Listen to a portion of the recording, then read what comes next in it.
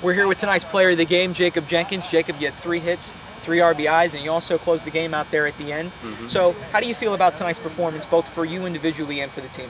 Well, I mean, it feels great to finally come out here and put on a performance. I mean, it's tough after your season from your school, taking a break for a while, and having to come back here and see some good pitching again. So struggled a little bit early, but I feel like I'm finally starting to see the ball, and that's really helping. A shout out to our starting pitching, because that really takes the pressure off of us as hitters. When we're up there and we have the lead, it's a lot more difficult when you have that pressure of having to come back.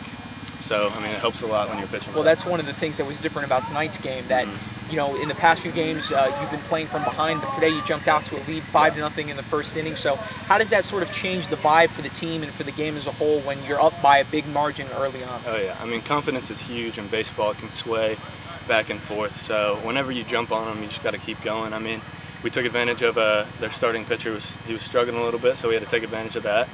And we just didn't stop. So yeah, it's all about the confidence. Now, you, as Coach mentioned, you're a two-way player.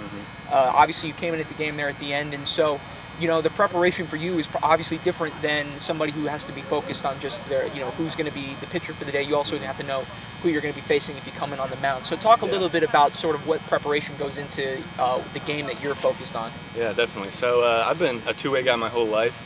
So I'm pretty used to having to come in short notice, just have like 5-6 pitches in the pen and have to come in there. So, I mean, for me, it's just get here a little bit earlier, get a little bit more throwing in, start working on my other pitches.